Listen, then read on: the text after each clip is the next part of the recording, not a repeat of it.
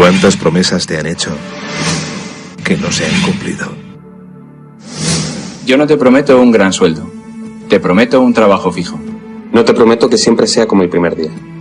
Te prometo que nunca te faltarán las fuerzas. No te prometo que todos tus compañeros resistan. Te prometo que se puede llegar hasta el final.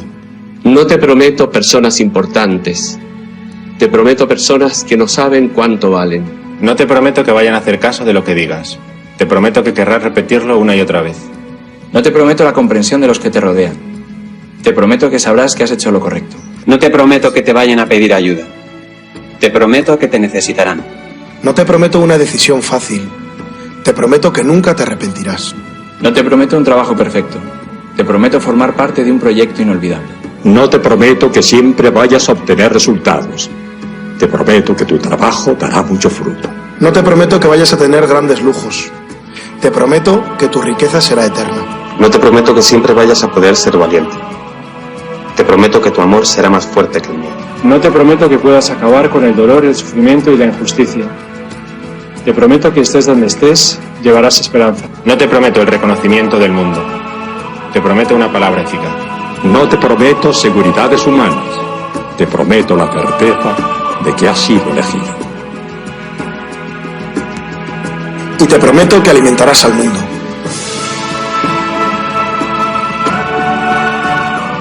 Unirás corazones. Acompañarás a los que sufren. Confirmarás a los que quieren ser fuertes. Experimentarás con ellos la verdadera alegría. Sumergirás a los hombres en la verdad. Y serás sacerdote, testigo de Jesucristo.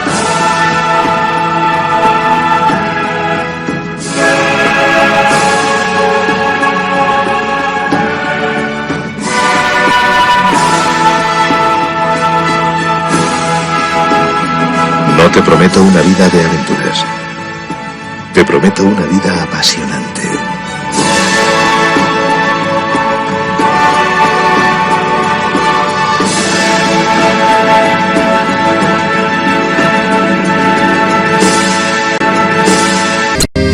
Jesucristo, Señor de la historia, que estuviste, estás y estarás. Sos presencia, esperanza y memoria. Sos el Dios de la vida hecho paz. Sos el mismo Jesús que estuviste junto al lago de Genesaret, y ante el hambre del pueblo exigiste, denle ustedes por Dios de comer. Quédate con nosotros, Jesús, que da miedo tanta oscuridad. No es posible morirse de hambre en la patria bendita del pan. Quédate con nosotros, Señor, que hace falta un nuevo Emaús. La propuesta será compartir como vos y en tu nombre, Jesús. Primitivo ritual de pastores, que fue luego banquete pascual, homenaje de nuestros mayores al Dios vivo de su libertad. Cena santa, signo y profecía, memorial de Jesús servidor, nueva alianza de la Eucaristía, que es misterio de fe y comunión. Quédate con nosotros, Jesús, que da miedo tanta oscuridad. No es posible morirse de hambre en la patria bendita del pan.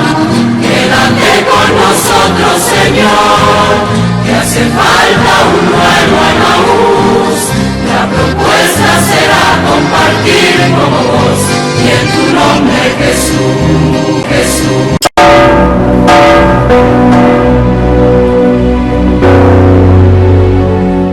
Este mes quiero contarles una historia que es un reflejo de la iglesia de hoy.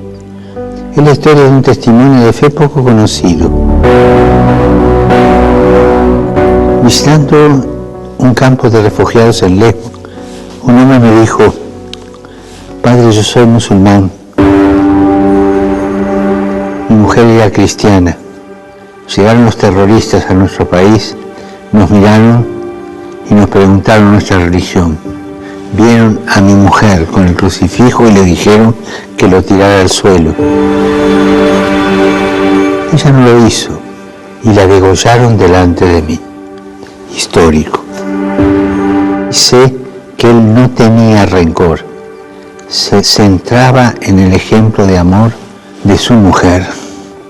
Un amor a Cristo que la llevó a aceptar y ser leal hasta la muerte. Hermanos, hermanas, siempre habrá mártires entre nosotros. Es la señal de que vamos por el camino correcto. Una persona que sabe me decía que hay más mártires hoy que al inicio del cristianismo. El coraje de los mártires, el testimonio de los mártires es una bendición para todos.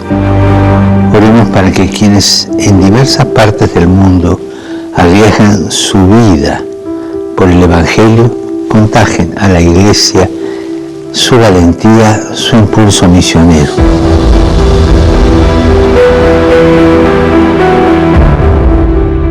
Y abiertos a la gracia del martirio.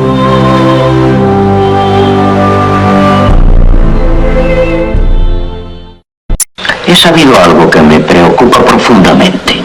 Comprendo que lo guía una buena intención, pero me veo en la necesidad de llamarle la atención. Don Silvestre me mandó llamar para darme una queja. Se trata de que en las primeras lecciones del catecismo les ha metido usted en la cabeza a los niños ciertas ideas que considero altamente perjudiciales. ¿Cómo cuáles, padre? Pues les ha dicho a los chicos que hagan ver a sus padres que el esfuerzo de su trabajo debe estar en proporción al salario. Ah, eso sí. Que si cobran más que trabajan, que cobren menos.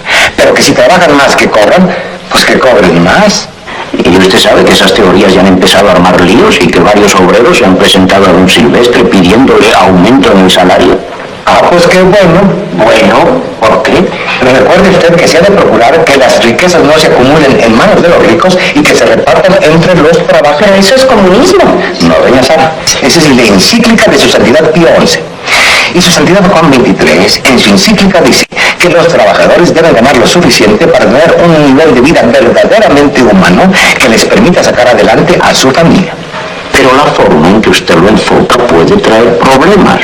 Pues no lo creo, porque su santidad León XIII, allá por el año de 1891, ya lo decía en su encíclica, que el Estado debe ayudar a la clase proletaria, porque del trabajo y el esfuerzo del obrero salen las riquezas de los estados. Eso lo dijo hace un titipuchal de tiempo y no ha pasado nada. No, si es un error querer acabar con los ricos, hay que acabar primero con los pobres, padre. Eso no lo dice la encíclica. No, eso lo digo yo, porque acabando con la pobreza, pues habrá más equidad en el mundo.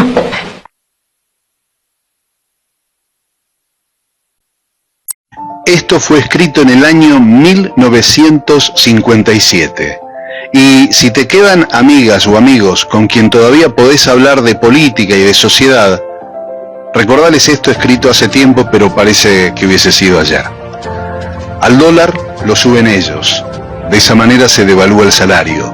Una de las formas de disciplinar a los trabajadores que históricamente ha adoptado cierta oligarquía. Los tarifazos los programan ellos. Una forma de transferir recursos del bolsillo del pueblo hacia el poder dominante. La fuga la facilitan ellos, una forma de endeudar a millones para que se beneficien unos pocos. La crisis la generaron ellos, porque a través del miedo colonizan el sentido común. El relato y la mentira lo implementan ellos, para que con la complicidad de los medios nadie sepa la verdad.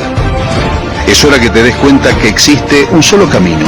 O dejamos que sigan decidiendo ellos, o comenzamos a hacer algo por nosotros.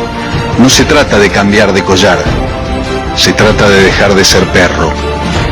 Lo dijo Arturo Jauretche, allá por 1957. Que tengas un gran día.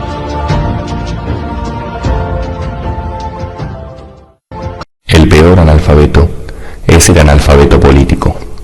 No oye, no habla, no participa de los acontecimientos políticos. No sabe que el costo de la vida, el precio del poroto, del pan, de la harina, del vestido, del zapato y de los remedios dependen de decisiones políticas. enorgullece y ensancha el pecho diciendo que odia la política. No sabe que de su ignorancia política nace la prostituta, el menor abandonado y el peor de todos los bandidos, que es el político corrupto, mequetrefe y lacayo de las empresas nacionales y multinacionales.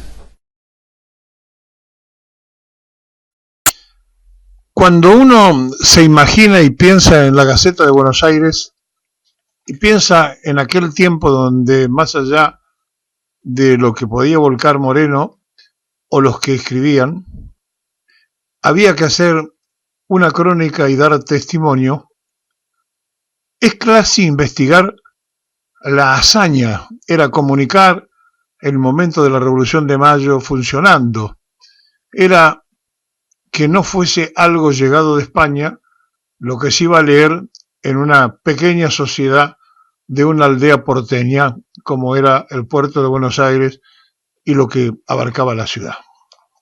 Y entonces, cuando apareció la Gaceta, el primer órgano que se tiene referencia, se eligió esta fecha como nuestro día, el Día del Periodista, porque Moreno sacó aquel primer testimonio impreso que contaba la realidad y que estaba hecho con el mundo de los locales, de los patriotas que habitaban el suelo que querían independizarse del Reino de España.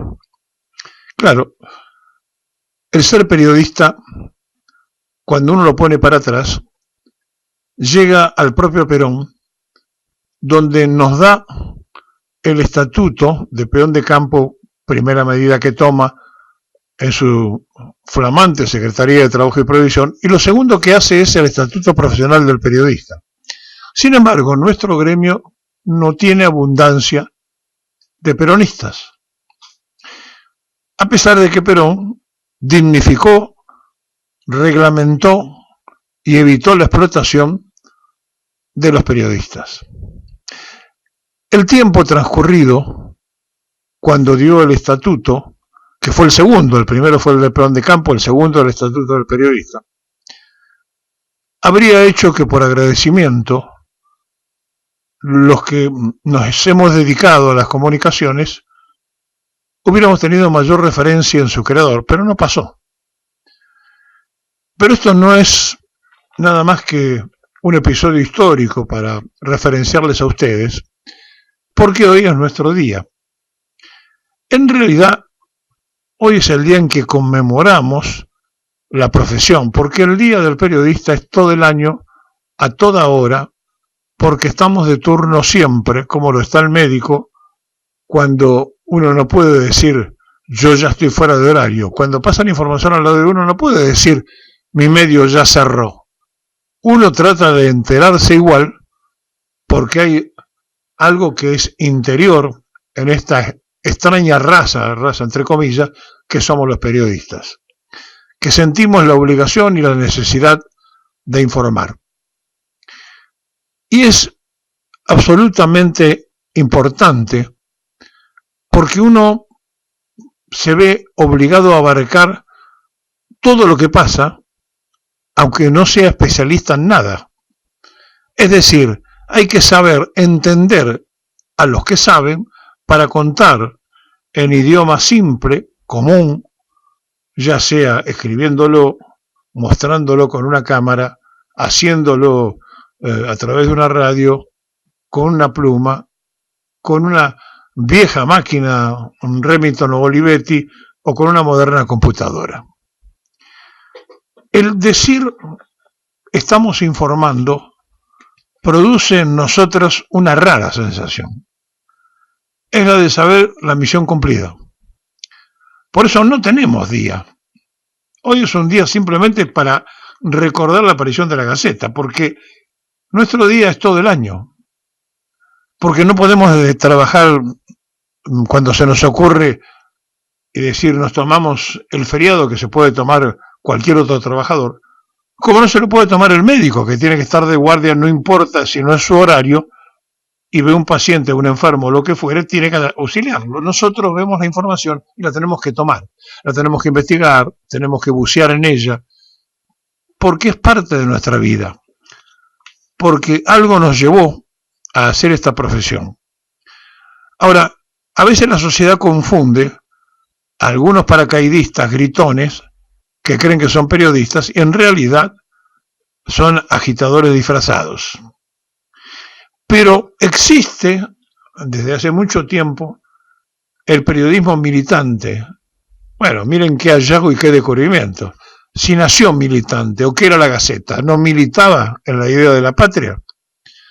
Todos los periódicos que se han armado lo hicieron por un objetivo político o económico. Y si puede ser económico y político, mejor. Entonces, eso fue evolucionando. Llegó el mundo del empresariado, de aquellos que no sabían nada, pero que invertían porque lo veían como negocio. No por lo económico, sino por lo que el medio, apretando a quienes tenían que apretar a través de ese medio, lograban objetivos comerciales. Y la prensa quedó en manos de empresarios, entre comillas, que no han permitido que todos se expresen con libertad. Y aquí entonces hoy en nuestro día, y después de que 65 años de profesión me puede dar esta licencia, lamentablemente están los que claudicaron, los que se entregaron, los que se arrodillaron, los que bajaron la cabeza ante el poder de una dictadura o de una democracia fraudulenta. Y después están los otros, los que hemos optado buscar la manera de autofinanciar nuestra propia libertad. Buscar un rumbo, buscar un camino para evitar que algún patrón de los que ahora Milei cree que son patriotas pudiera indicarnos de lo que y cómo hay que escribir. Y lo pudimos hacer. Hace 65 años que lo hacemos. No es poco. Hace 65 años que hablamos por radio, que tampoco es poco. Hace 65 años que ejercemos una profesión que nos permite ahora hacer algo excepcional, porque siempre para este día saludábamos a todos los colegas.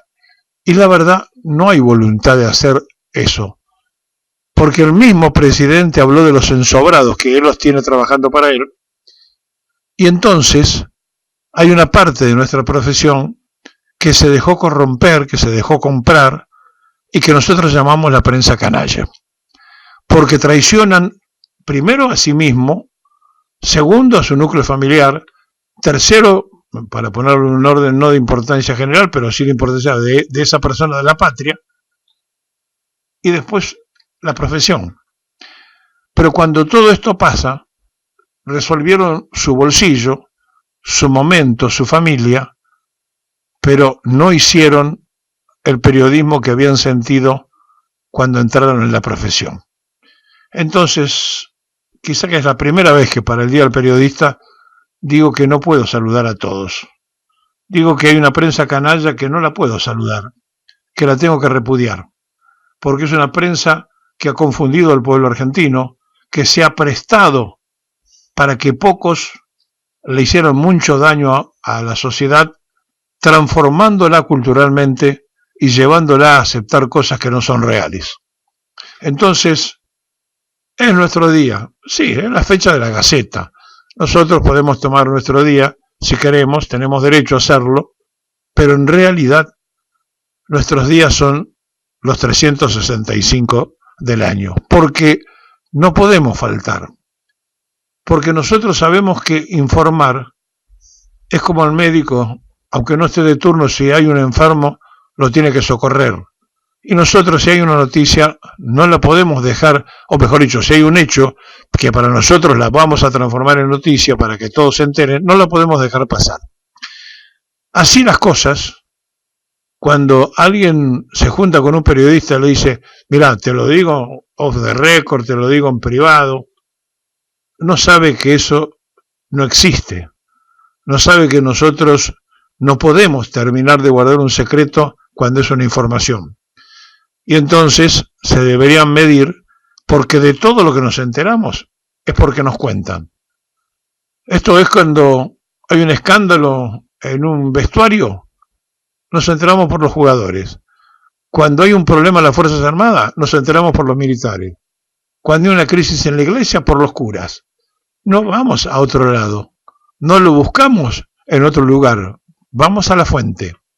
Es decir, todo lo que el periodista cubre, que es la trascendencia del hecho que transforma en noticia, lo cuenta en una escala de valores de análisis. Cuando estudiábamos periodismo nos decían que si un perro mordía a un hombre no era noticia, ahora si un hombre mordía a un perro sí lo era. Y con el tiempo eso quedó desvirtuado, porque así un perro muerde al presidente es noticia, y si en todo caso el hombre muerde al perro, ya capaz que tampoco pasa a ser noticia, porque en este mundo de los animales nosotros decimos que somos los racionales, pero ahora hay quienes creen que la inteligencia artificial puede más que la inteligencia humana. Miren, es difícil explicarnos a nosotros mismos, pero créamelo, esto entre comillas, somos una raza especial.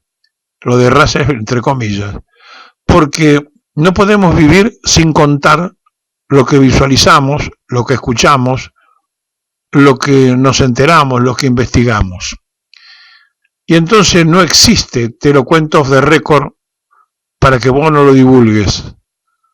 A nosotros no nos pueden decir eso como a un sacerdote, un secreto de confesión. No puede haber confesión en un periodista porque nuestra misión es informar. Y la prensa canalla le encontró la vuelta y entonces empezó a entregar y a vender esa información, empezó a negociar sus posiciones personales, empezó a bajar la cabeza y a entregar la pluma, a entregar la computadora, a entregar la vieja Olivetti o Remington, a entregar en definitiva la manera de la objetividad, que tampoco existe, porque el ser humano es subjetivo. Pero hay una escala de análisis para nosotros donde no cualquiera de los periodistas puede dar opinión. Y los jóvenes están confundidos, creyendo que pueden editorializar, creyendo que no necesitan transcurrir la experiencia, y no es así. Y la gente confunde, aparece un gritón cualquiera, y creen que es un periodista, o aparece alguien que insulta y creen que hace periodismo. Y entonces, nosotros tenemos que ser sinceros. La inteligencia tiene gente que trabaja en el periodismo, pero también hay periodistas que trabajan para los servicios. Entonces, hay servicios que trabajan de periodistas y hay periodistas que trabajan para los servicios. ¿Por qué? Porque el mundo de la inteligencia se nutre esencialmente de lo publicado, esencialmente de lo que nosotros descubrimos e informamos. Y nosotros descubrimos e informamos lo que nos cuentan. Es difícil entender la metodología, que para nosotros es mecánica y simple, y que para una persona es muy, pero muy compleja. El quién, cuándo, cómo, dónde y por qué son las preguntas esenciales para que una información esté completa. Y el que está escuchando dice, ¿y por qué es así? Bueno, tendría que explicarle cada una de las preguntas, pero simplemente haciendo que un hecho común responda a esas preguntas, sabemos si es o no noticia. Gracias por ser compañeros de alternancia del periodismo. A ustedes, a los oyentes.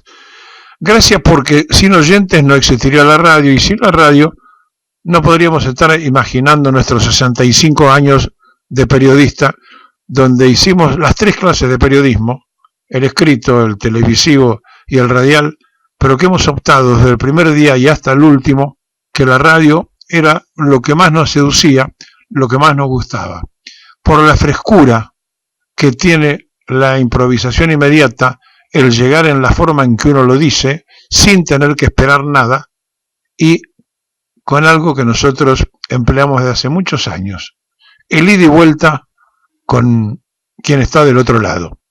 Y ¿saben algo?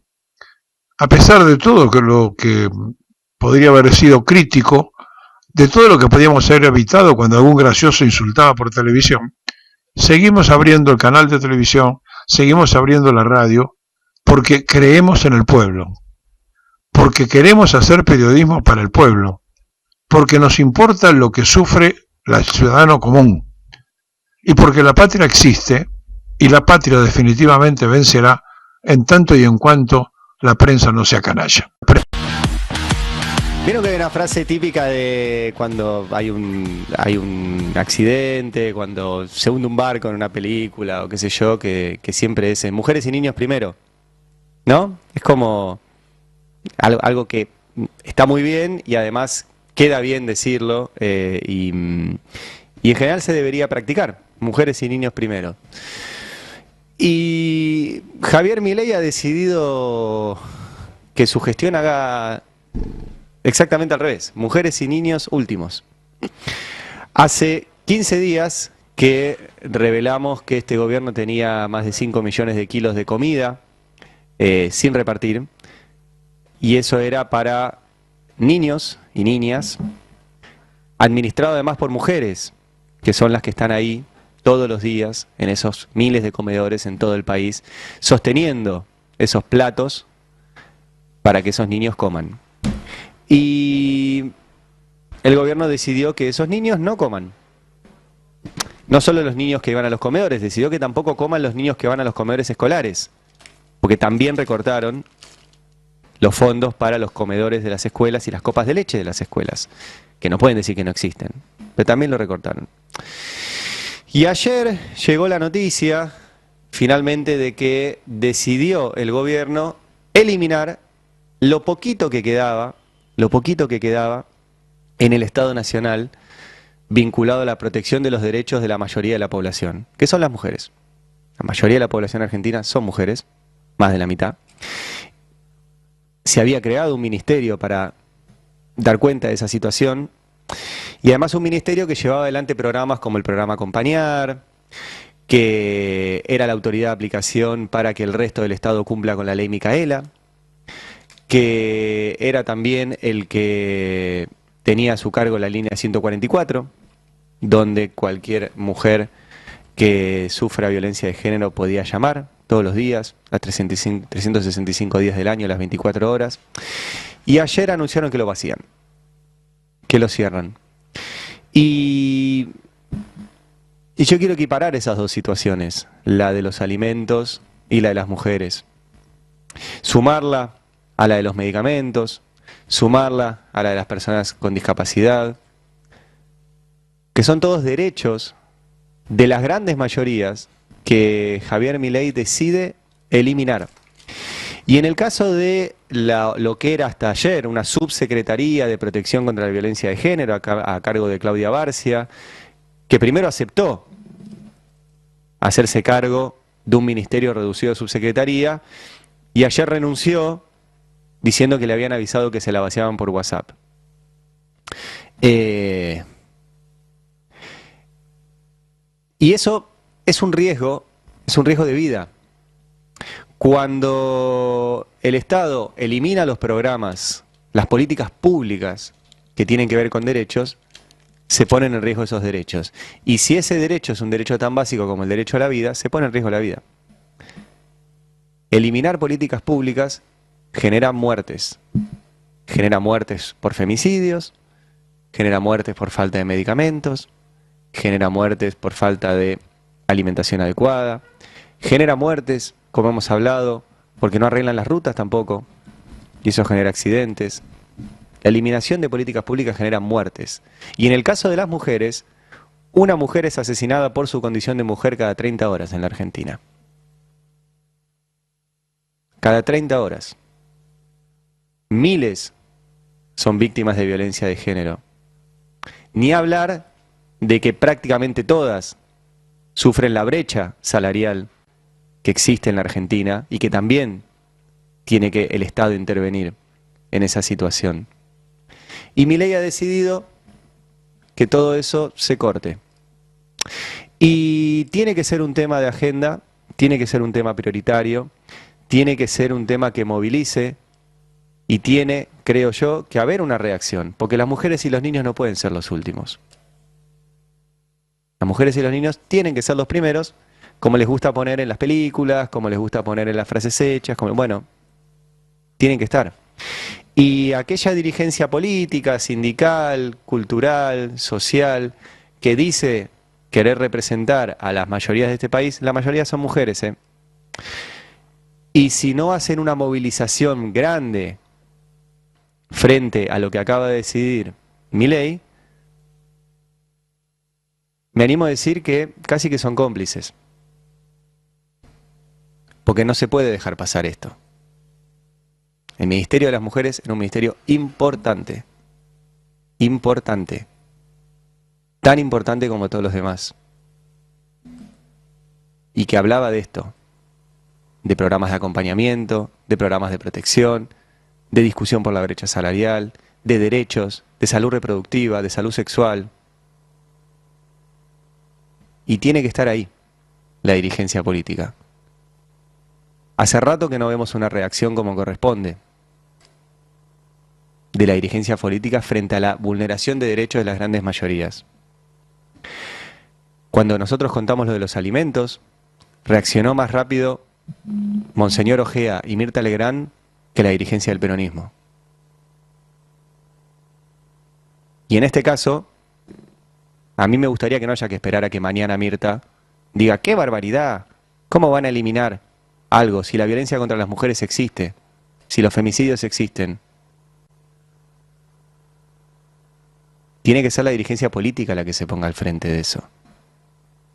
Porque si no después, cuando van a buscar los votos, la gente se acuerda. Y se va a acordar que no estuvieron en las puertas de los depósitos de comida pidiendo que lo abran, que no estuvieron en la DATSE pidiendo que repartan los medicamentos, que no estuvieron en la ANDIS pidiendo que no se corte la asistencia, los derechos para las personas con discapacidad.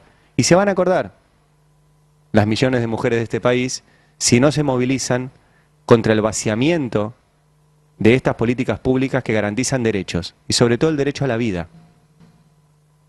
Y cuando haya elecciones, vamos a tener un montón de mujeres que no van a estar ahí para votar, porque todos los días matan a una.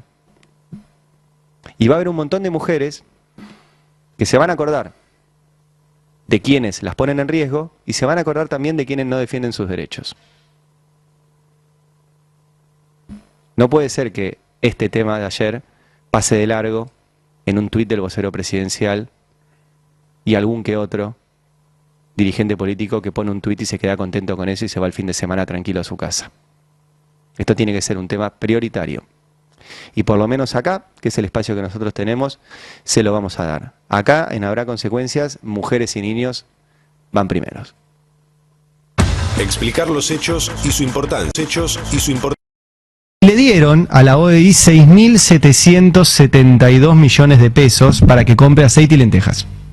Lo increíble de esto es que si ustedes entran también a la página de la OEI, están las licitaciones. Entonces, según el gobierno, le dimos 6.772 millones de pesos para comprar lentejas y aceite. ¿Compró eso? Bueno, compró lentejas y aceite, pero por 3.200 millones. ¿Y el resto? Es más del 5%. Yo me pregunté lo mismo. El total de esa planilla da 3.200 millones. Si le dimos 6.700 millones y compraron aceite y lentejas por 3.200, ¿dónde está el resto de la plata? Irregularidades que nosotros decimos irregularidades porque somos respetuosos del principio de inocencia. Si los protagonistas fuesen otros, directamente sería tildado como un hecho de corrupción. Sí, yo quiero insistir con esto. Ayer el gobierno finalmente tuvo que ceder y decir que va a entregar los alimentos que tiene. Y tengo varias cosas para decir sobre eso. Primero, eso muestra que no eran ni para emergencia, ni que estaban vencidos, ni nada de eso, los tenían para entregarlos ahí, la decisión era no entregarlos. Ahora hay que ver a quién se lo entregan, que es otro paso más. Pero ayer también apareció Luis Petri, el ministro de Defensa, confirmando lo que yo digo desde hace 15 días, y es que el gobierno no compra comida, pero no lo digo yo, lo dice Luis Petri, mira. Aparte de hacer transferencias directas. Aparte que ya el futuro funcionario del gobierno, Federico Sturzenegger, avalado por el propio presidente, ha dicho que cambiarían el sistema por un seguro para los casos de emergencia, claro, por un seguro. Este sistema, claro, exactamente, esto se va a definir en los próximos días. Perdón, o sea, está claro que este sistema no ha funcionado. Este sistema, a los únicos que ha sido funcional es a Grabois, a Billy Boni, a Pérsico. Para ellos sí ha sido muy redituable. Ahora, claramente este sistema le ha quitado la dignidad a todas y cada una de las personas. O sea, usted dice, ministro, que hoy por hoy el gobierno no está comprando comida. No está comprando, no está haciendo licitaciones de comida. Ni siquiera a través de la OEI, de la Organización no está haciendo licitaciones de comida. Esto lo ha ratificado la ministra Petovelo. Lo que van a ver es... Bueno, vamos a aclarar varias cosas. Perdón, les acabo de mandar una imagen, dos imágenes para mostrar esto. Por un lado, Petri dice una parte que es verdad. El gobierno no está comprando alimentos, y esto es muy fácil de chequear. De paso, clase gratis en el Día del Periodista a los relacionistas públicos del gobierno, porque entran a la página Comprar, ¿sí? Ponen ahí Ministerio de Capital Humano en la búsqueda de procesos y licitaciones que hace, y les va a aparecer cuáles hizo. ¿Cuáles hizo? Bueno, nada, se los muestro para que vean que está todo ahí a la vista. Ahí dice, eso es lo que hizo el Ministerio, la Secretaría de Niñez, Adolescencia y Familia, pero igual no sirve. Fíjense que la única licitación que hay del 2024 es para Servicio Integral de Limpieza. Y encima fracasada, dice en el Estado fracasada. O sea que no hicieron ni eso. Y en el otro es el del Ministerio de Capital Humano, que te muestra que todo el ministerio lo único que hizo fue contratación de policías y un convenio con las bibliotecas populares. Nada más, o sea, no están comprando. Lo que sí se equivoca Petri es que sí están comprando a través de la OEI, que es el organismo al cual utilizaron para puentear contratos que no podían hacer de forma regular, y le dieron a la OEI 6.772 millones de pesos para que compre aceite y lentejas. Le dieron eso nos contestaron a nosotros lo publicamos. A mí me causan gracia estas cosas, pues están en la primera nota que publicamos de todo esto hace 15 días. Le dieron 6.772 pesos, sí, es un montón de guita. Se me escapa. Hay dos convenios cruzados. El ministerio le da a OEI plata para comprar comida y la OEI le da al ministerio plata para contratar empleados. Sí, el ministerio le da plata a la OEI, o sea, esto no es... Eso está bueno aclararlo. No es que la OEI nos está prestando plata.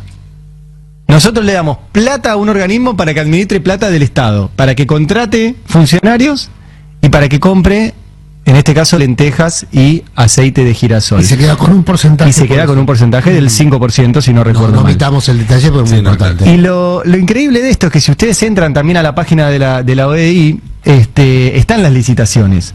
Entonces, según el gobierno, le dimos 6.772 millones de pesos para comprar lentejas y aceite. ¿Compró eso? Bueno, compró lentejas y aceite, pero por 3.200 millones. ¿Y el resto?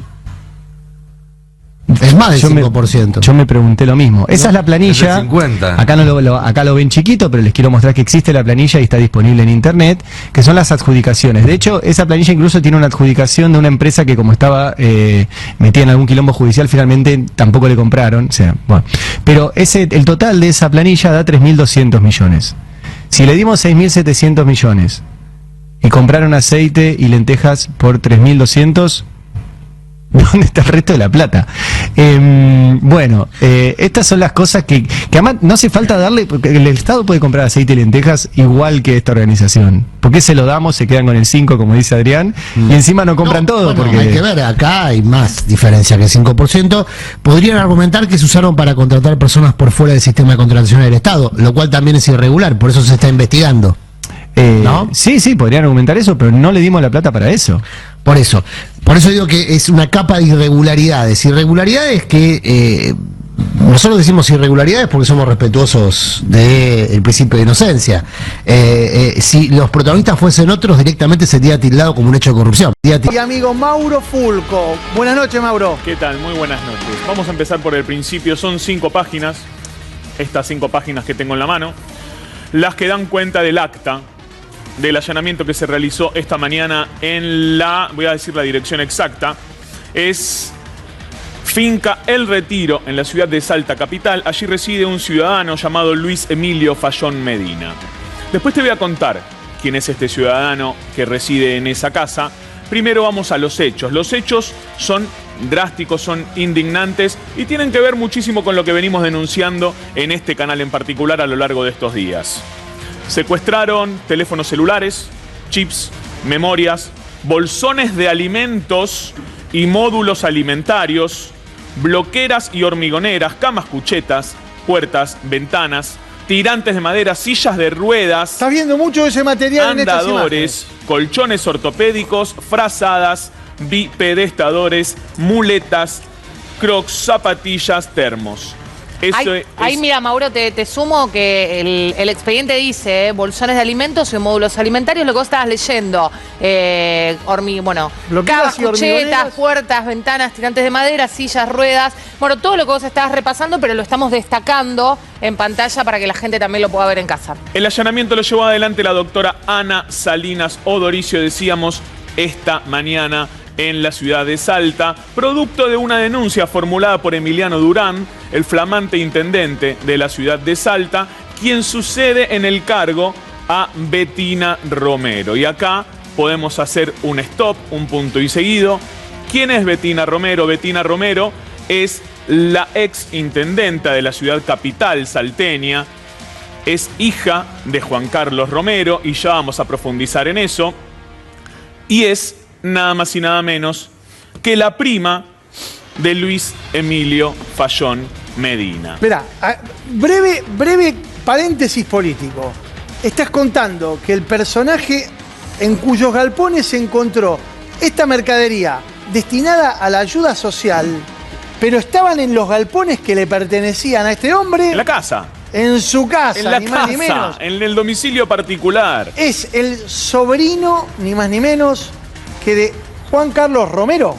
Exactamente. Esperá, el mismo Juan Carlos Romero que... ¿Quién es, David Es Gallón? un senador, es el presidente del bloque Cambio Federal. Es un bloque que está conformado por 3 senadores, que uno podría decir no es de La Libertad Avanza, no es de Unión por la Patria, es un fervoroso antikirchnerista y es un operador, en un principio era en las sombras, ahora ya no tanto en las sombras, de La Libertad Avanza dentro del Senado. ¿Por qué? Porque es un hombre con mucha tradición en el Senado, con mucha experiencia en el Senado, y es quien hace interlocutor en varias ocasiones frente a los senadores de La Libertad Avanza, que son muy nuevos todavía. Expliquemos el circuito, porque lo interesante de esto, esta mercadería que debía estar, en este caso, distribuida por el municipio, que hasta diciembre gobernó.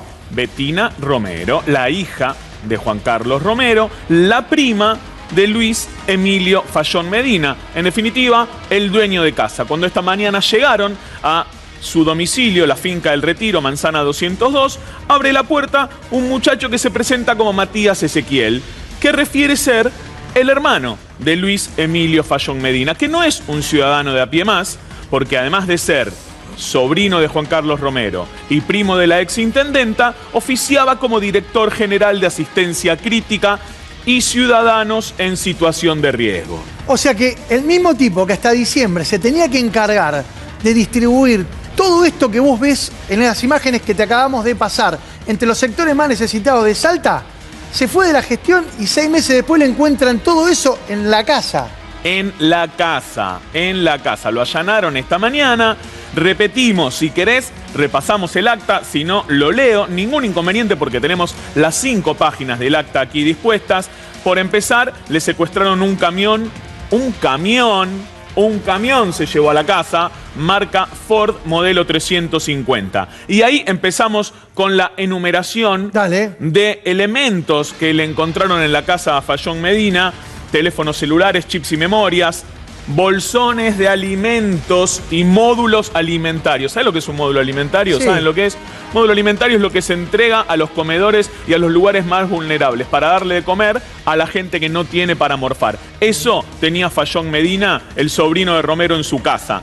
Pero además, no solamente había comida, sino que había bloqueras y hormigoneras, camas cuchetas, puertas, ventanas, tirantes de madera, sillas de ruedas, andadores, colchones ortopédicos, frazadas, bipedestadores, muletas, crocs, zapatillas, termos. Todo esto tenía el ex director general de Asistencia Crítica y Ciudadanos en Situación de Riesgo de la ciudad de Salta. Bueno, esto nos permite, me parece a mí, apreciar una nueva maniobra, claramente que se presume delictiva, porque estamos en presencia de un allanamiento dispuesto por la justicia. Si más tarde podemos tomar contacto con el procurador municipal de la ciudad de Salta, que llevó adelante los operativos, va a completar seguramente la información que está per se ya muy bien contada, narrada por Mauro Fulco.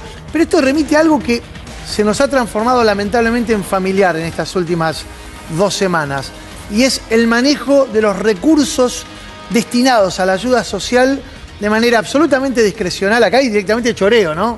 Acá hay directamente choreo.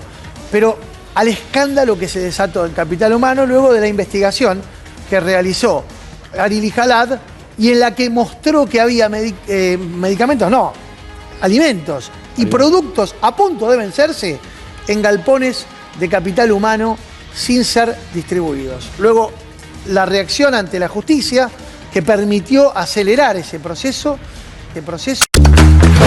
En la sede de ESMATA sobre la avenida Belgrano acaba de terminar la conferencia de prensa que dieron diferentes dirigentes gremiales, tanto de CGT como de ambas CTA, organizaciones de derechos humanos, organizaciones políticas y sociales. El motivo de la conferencia de prensa era convocar a una movilización para el próximo 12 de junio, día que se va a tratar la ley bases en el Congreso de la Nación, más precisamente en el Senado. La idea es, y la convocatoria a las 9 de la mañana, una convocatoria que se sostenga a lo largo del día, porque va a ser una sesión extensa como se espera para este miércoles 12 de junio. Vamos a escuchar los testimonios que tomamos aquí en esta conferencia de prensa en la sede de ESMATA.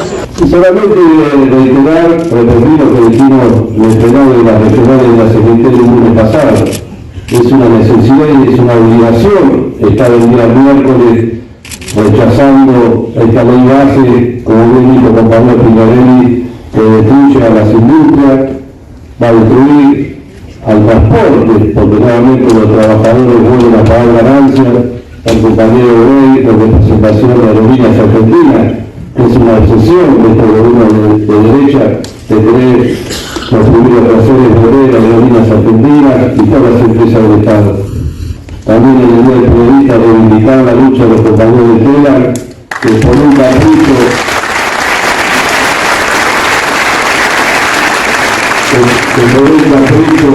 San, si no sé si han visto videos, es una cosa loca, ¿no? Tener un presidente que se ha convertido en el ángel del mundo, lo he dicho varias veces, donde va a hacer charlas, se hacen estadistas afuera del país y acá adentro.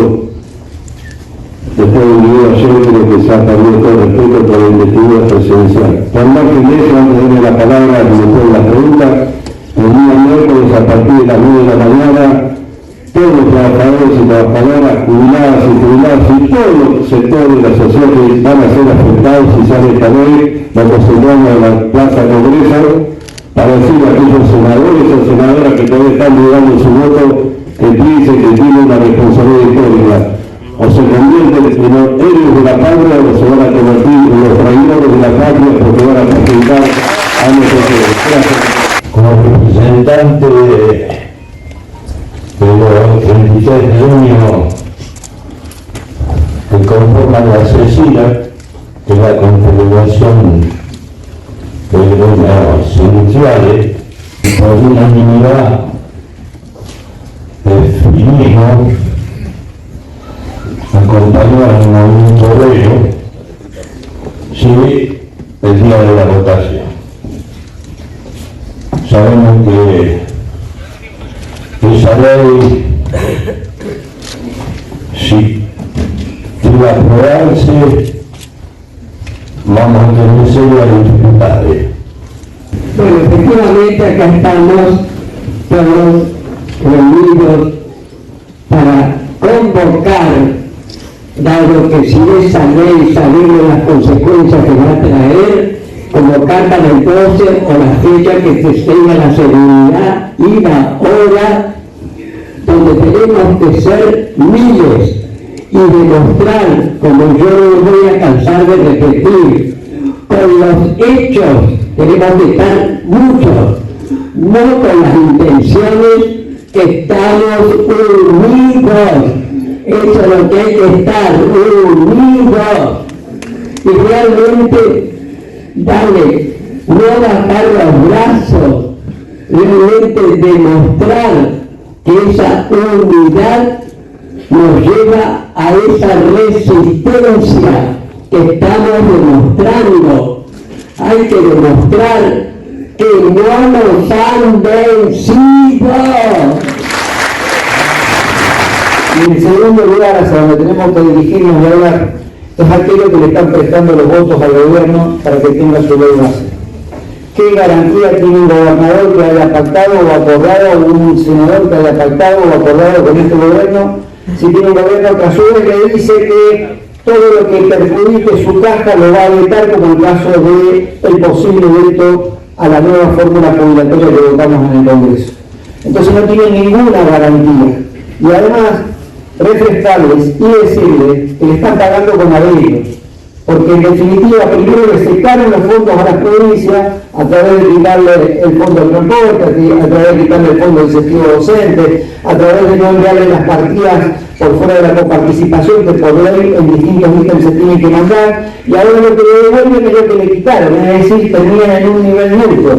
Digamos que, así como les gusta usar esos términos vulgares, con la de ellos mismos le están pagando. Esto no implica que después que le presten los votos y saquen los votos, no le vuelvan a sacar de vuelta para después ponerlo de rodillas de vuelta.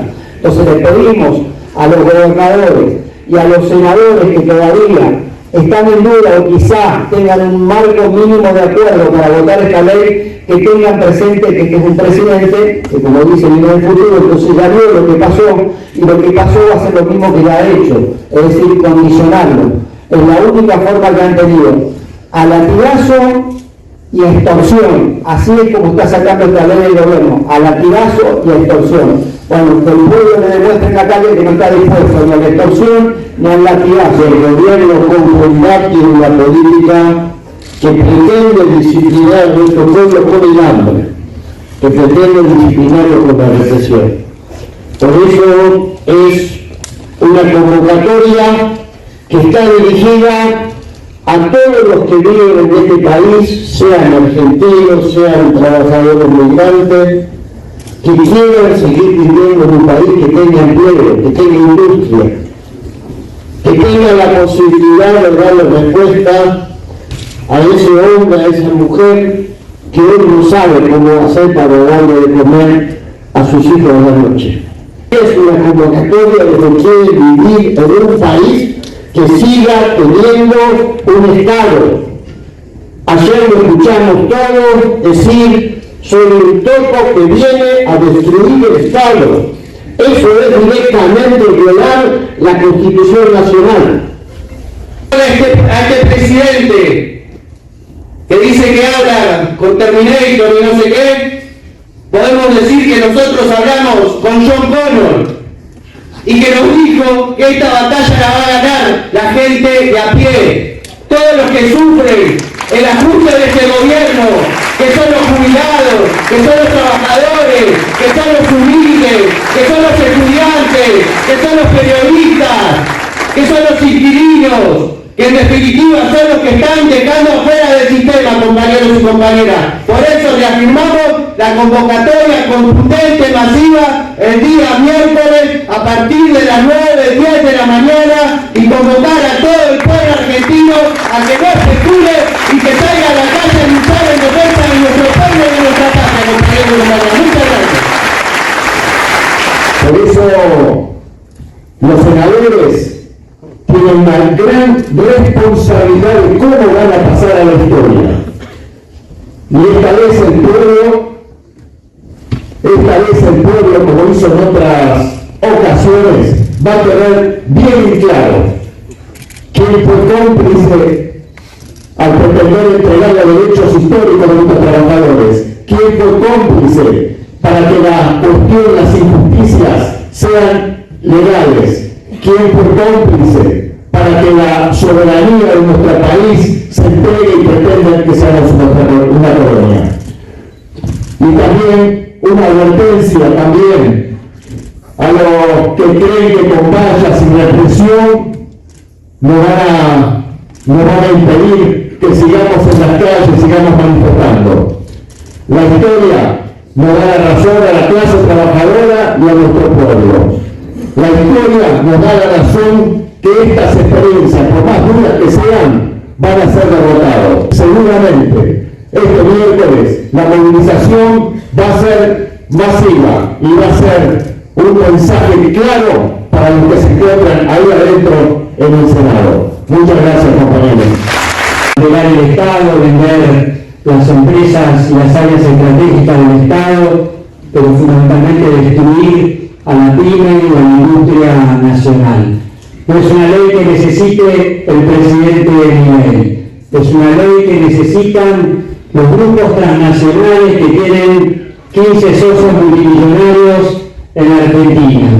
Y está claro que en línea con el trabajo que han hecho los diputados, con el trabajo que están haciendo los senadores, lo único que va a frenar, lo único que le va a poner un límite al presidente Milei es la gente en la calle, que el próximo miércoles cientos de miles de argentinos y de argentinas con banderas celestes y blancas estemos en las puertas del Congreso para marcar, para señalarle al capital concentrado que una Argentina para pocos no es viable, compañeros. Vamos a movilizarnos desde la provincia de Buenos Aires, con el gobernador a la cabeza de su provincia y de su gobierno. Vamos a estar acompañando al movimiento obrero que siempre los compañeros que están acá marcaron, señalaron que hay otro país es posible, y es con los trabajadores y con la industria nacional.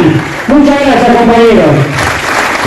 Bueno, acá hemos estado reunidos en el ESMATA y una conferencia de prensa donde me parece muy importante que estemos confluyendo las distintas centrales obreras de la CGT, dentro de la CGT, todos los gremios industriales que conformamos la Confederación de Sindicatos de la Industria, las 2 CTA, la UTEP en representación de los trabajadores no registrados y Tati Almeida en representación de los organismos de derechos humanos, y todos poniendo el eje fundamental en marchar el miércoles 12, cuando sesione el Senado, para intentar derribar la posibilidad de que sea aprobada la ley base.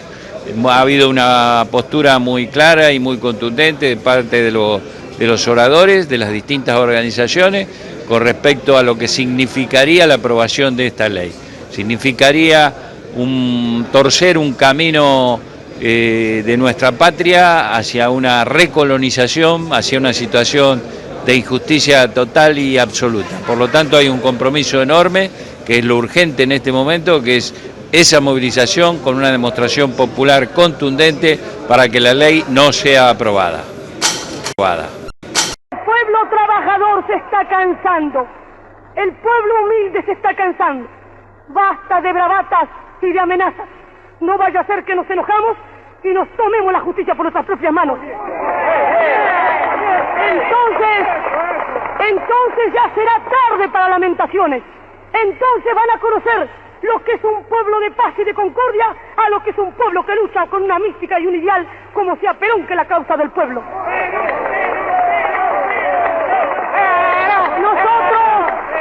Nosotros predicamos la paz, nosotros predicamos la concordia, pero así como dije yo en un discurso en Europa, es inútil hablar de paz. Cuando me preguntaron, ¿qué opina usted de la paz, señora? Es inútil hablar de paz, es inútil cerrar los ojos a la realidad. No habrá paz en el mundo mientras no desaparezcan las odiosas diferencias sociales. No habrá paz en el mundo mientras los obreros sean carne de cañón en la guerra y brazo de trabajo en la paz.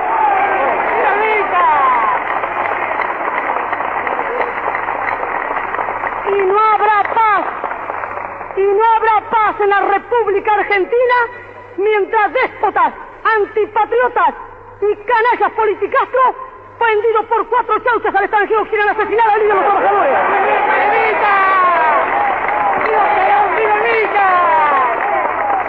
La consigna de la hora, estar alerta, cada descamisado ha de ser una célula, pero una célula de la patria y no una célula del comunista que trabaja para Stalin. Nosotros no tenemos más banderas que la bandera azul y blanca. Nosotros no cantamos más himno que el nuestro y nosotros no victoriamos más general que el general Perón porque no necesitamos a nadie más victoriarlo. Pero no debemos ir a la lucha de masa en este momento hasta que no se dé la orden.